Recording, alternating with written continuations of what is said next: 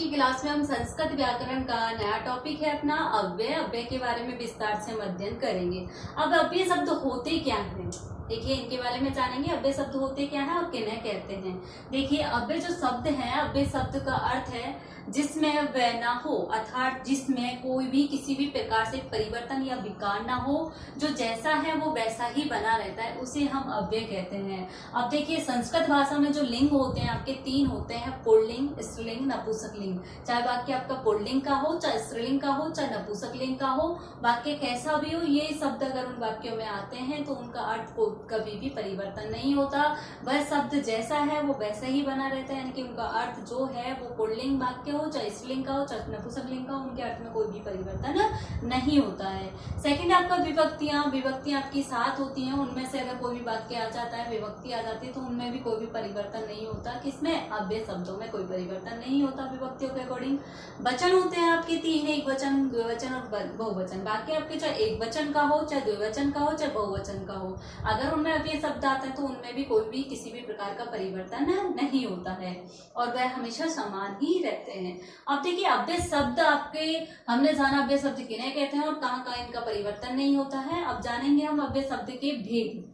अव्यय जो है आपके, अव्यय के भेद होते हैं आपके 4। कितने होते हैं? 4। 4 भेद होते हैं इसके।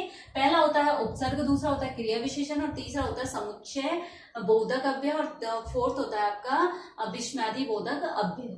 अब देखिए सबसे पहले जो है आपके उपसर्ग, जो अव्यय होते हैं वो अपने संस्कृत भाषा में जो उपसर्ग होते हैं कितने होते हैं? 22। अब देखिए उपसर्ग कहते किन्हें हैं हम? वे शब्द जो किसी शब्द के प्रारंभ में जुड़ करके उनके अर्थ में परिवर्तन कर देते हैं, उन्हें हम क्या कहते हैं? उपसर्ग कहते हैं। अब देखिए उपसर्ग अपने कितने होते हैं संस्कृत भाषा में? 22 होते हैं उपसर्ग। कितने होते हैं? 22। कौन कौन से? प्र, परा, अप, सम, अनु, अव, निस, निर, दुस, दुर, भी, आंग, आ। व्यांग को ही अब होते हैं नी, आदि, अपि, अति, सु और आपका होता है उत, अभि, प्रति, परि और उप। इस प्रकार से आपके 22 उपसर्ग होते हैं। देखिए अव्यय के बाद हमारी जो क्लास होगी उपसर्ग की होगी, उपसर्ग के हम ये 22 उपसर्ग जानेंगे केवल उस क्लास में, ठीक है। अब नेक्स्ट जो आपका भेद है अव्यय का वो है क्रिया विशेषण अव्यय शब्द। क्रिया विशेषण अव्यय शब्द किन्हें कहते हैं? जो शब्द क्रिया की विशेषता प्रकट करते हैं उन्हें हम क्रिया विशेषण कहते हैं। अब देखिए यहाँ पर कौन कौन से शब्द हैं? अत्र, यहाँ आओ, तत्र, वहां जाओ। तो देखिए आना और जाना क्या है? क्रिया है और उनकी विशेषता जो प्रकट कर रहे हैं वे शब्द क्या है? अत्र और तत्र। तो यहाँ पर देखिए ये शब्द क्या है? अव्यय कहलाते हैं। देखिए यहाँ आने से, जाने से यहाँ पर इनका अर्थ तो कोई भी परिवर्तन नहीं हो रहा है, जो अर्थ वैसा है वो वैसा ही बना रहता है। अत्र, तत्र, यत्र, सर्वत्र, सभी जगह, स्व, आने वाला, कल, यह, बीता हुआ कल, इदानीम, इस समय, तदानीम, उस समय, बहुधा, अनेक बार, एकदा, एक बार इत्यादि, ये शब्द क्या है? आपके क्रिया विशेषण अव्यय शब्द कहलाते हैं। अब देखिए समुच्चय बोधक अव्यय, जो शब्द दो वाक्यों या वाक्यांशों को जोड़ते हैं उन्हें हम समुच्चय बोधक अव्यय कहते हैं। अब वह शब्द कौन कौन से होते हैं अव्यय शब्द? जैसे तथा, यथा, तथा यानी वैसे, यथा यानी जैसे, किंतु, परंतु, च, और, तू, तू, चेत, यदि, अथवा इत्यादि, ये शब्द आपके समुच्चय बोधक अव्यय कहलाते हैं। अब देखिए जैसे मैंने वाक्य लिया आपका, मोहन और गीता विद्यालय जाते हैं, तो मोहन, गीता, च, विद्यालयम गच्छत। तो यहाँ पे 2 वचन का वाक्य है और कर्ता भी आपके अलग अलग हैं। एक वचन देखिए मैं आपको यहाँ बता देती हूँ उसको, मोहन गीता च विद्यालयम गच्छत। अब देखिए यहाँ पर जो वाक्य है आपका, मोहन क्या है? आपका पुल्लिंग शब्द है, ठीक है। गीता क्या है? आपका स्त्रीलिंग है। च क्या है? यहाँ पर अव्यय है, ठीक है। और ये क्या है? आपकी क्रिया हो रही है। क्या है? क्रिया है। कहाँ जाने की क्रिया कर रहा है? विद्यालय। और ये दो करता है आपका, मोहन और गीता। तो ये कौन सा वाक्य है? द्विवचन का वाक्य। कौन सा? द्विवचन का वाक्य है। मोहन और गीता विद्यालय जाते हैं और आपकी प्रथमा विभक्ति, जाने की क्रिया हो रही है तो प्रथमा विभक्ति, और कर्ता आपका द्विवचन है, प्रथमा विभक्ति का द्विवचन।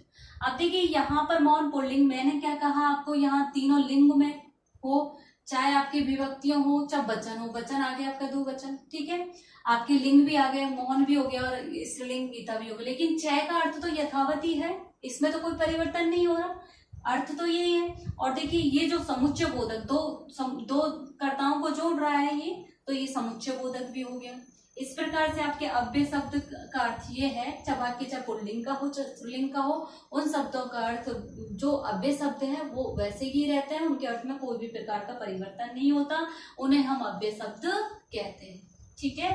अब देखिए नेक्स्ट जो है आपका विस्मयादि बोधक अव्यय शब्द। अब विस्मयादि बोधक अव्यय शब्द किन्हें कहते हैं? प्रयोग करने पर कर्ता क्रिया अथवा कर्म से कोई संबंध नहीं होता और ये शब्द मात्र मन के भावों को प्रकट करने के लिए प्रयोग किया जाता है, जैसे भय, क्रोध, विषाद और आपका उन्माद, आश्चर्य इत्यादि। अगर ऐसे शब्द आते हैं आपको विस्मय, जिसमें अपने को आश्चर्य उत्पन्न हो, तो वह शब्द क्या होते हैं? वह शब्द भी आपके पुल्लिंग हो चाहे कर्ता, स्त्रीलिंग हो चाहे आपके नपुंसकलिंग का वाक्य हो, उसमें आपका विस्मय जो शब्द आते हैं, आश्चर्यजनक जो शब्द आते हैं, वे अव्यय शब्द होते हैं और उनमें भी किसी भी प्रकार का परिवर्तन नहीं होता। इसी प्रकार से आपके अव्यय शब्द के अव्यय के चार भेद बताए, कौन कौन से? उपसर्ग, क्रिया विशेषण, समुच्चय बोधक अव्यय और विस्मयादि बोधक अव्यय।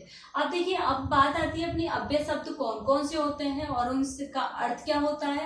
अनेक अव्यय शब्द होते हैं, उनके अर्थ भी उनके शब्दों के अकॉर्डिंग होते हैं और उनसे वाक्य बनते हैं, उनकी तालिका मैं आपको बना करके सेंड करूंगी, ठीक है। अब यहाँ तक आप क्या करोगे, इनको नोट करोगे और अच्छे से लर्न करोगे, ठीक है प्यारे बच्चों, थैंक यू।